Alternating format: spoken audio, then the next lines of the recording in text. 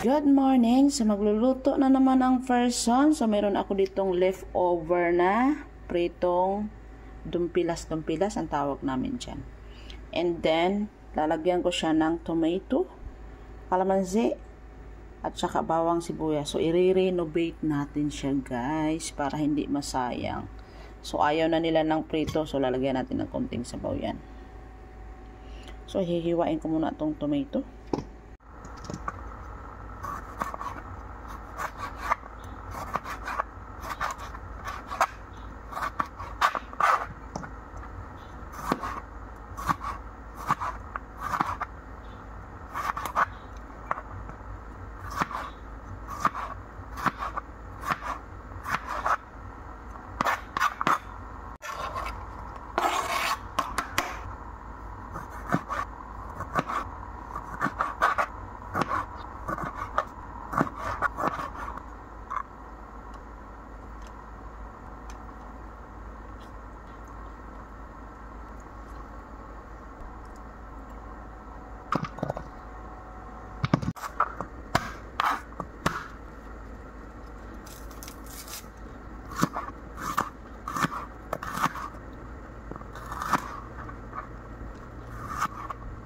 So, mag-a-add tayo ng cooking oil para sa ating panggisa.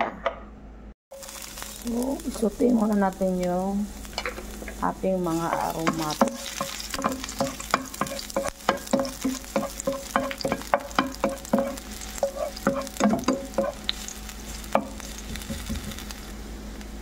Onions. Maliliit lang ang nilagay ko. Dahil ito-toppings ko yung mga malalaki. Then, i-add na natin yung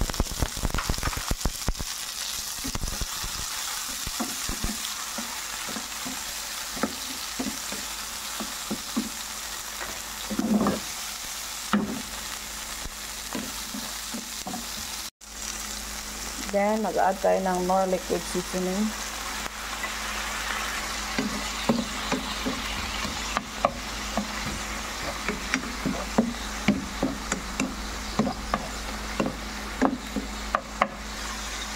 Kaunting soy sauce.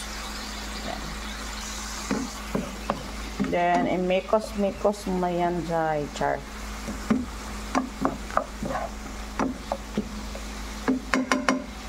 Mag-a-add tayo ng kaunting water, tansyahan lang, para magkaroon lang siya ng kaunting sauce.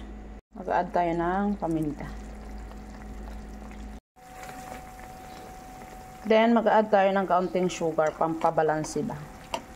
Mabalance ba siya? Meron siyang tamis at alat. Ganon. Sugar lang katapat niyan kung gusto nyong manamis-namis.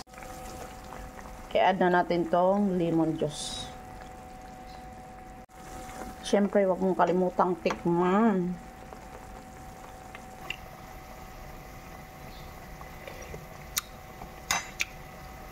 Sakto na. So, ilalagay na natin yung ating isda.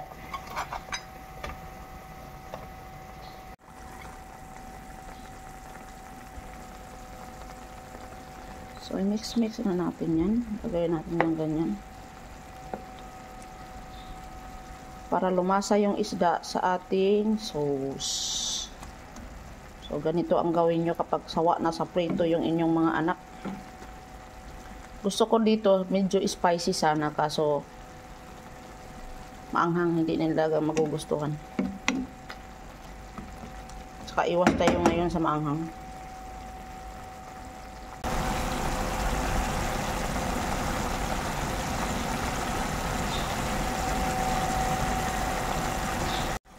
Dahil okay na ang lahat, ilalagay ko na tong onion sa ibabaw. O, diba? Masarap na yung ating leftover na pritong isda. So, let's eat everyone. Ayan. Thank you for watching. So, ganito ang gawin nyo kapag may leftover kayong isda, no? Kahit anong isda. Napakasarap nito. Bye-bye.